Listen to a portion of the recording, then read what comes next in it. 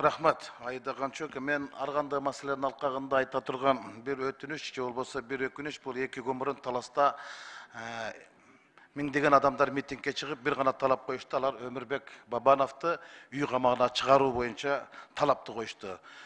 Мен ушул мамлекеттик комиссиянын мүчөсү катары Кумтөр окуясы боюнча болуп жаткан акыркы камоолор боюнча өзүмдүн калыс пикиримди айтпасам, калк кечирбейт, таамай сөзүмдү айтпасам, тарых кечирбейт. Эми Кумтөр боюнча кылымдын кылмышы болгон Кумтөр боюнча эки гана келишим негиз болгон, эки гана адам күнөөлүү деп эсептеймин. Бул бири 2003 жылкы келишим Аскар Акаев, анан 2009 жылкы келишимди Курманбек Бакиев. Биринде биз үмүтүбүздөн, үлүшүбүздөн ажырасак, экинчисинде үмүтүбүздөн ажырганбызда. Калган Кумтөр боюнча камоолордун бардыгы бул ошол саясаттын курмандыктары деп эсептеймин. Эми Өмүрбек Токтогуловичке кылмыш ишин козгоп атпайбы? Али билер азыркы Асылбек Жээнбековго, Төрөбай Закировичке деле, андан кийинки экс депутаттардын бардыгына эле ошол 2013 жылдагы Садыр Нуркожоевич комиссиянын чечимине каршы болгонсуңар, ал улутташтырууга макул эмес болгонсуңар депчи. А эмне үчүн азыр мен улутташтыруу жөнүндө идеяны демилген алып чыксам бардыгыма каршы болуп атат?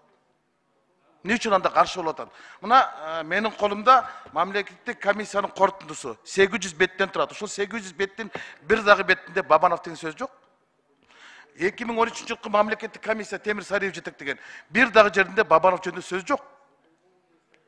Анан эмне үчүн аларды азыр абакка салып салды да. Эми чын-чынына келгенде, эгер Кумтөр менен чыныгы акыйкат иликтөө боло турган болсо, акыйкат саясат тура турган болсо, анда 2003-2009 менен башташ керек болчу. А келип эле бер жактан баштап атпайбы? Мунун бардыгы мен айтам тарыхты бурмалоо болуп эсептелет. Эми Өмүрбек Токтогуловичти мен жакшы билем. Биз партиялаш болбосок дагы жеңилин айтсам жердеш болобуз. Анын бизнеске кандай келгенин тетиги Бакирдин Жамалович билет, саясатка келген мен жакшы билем.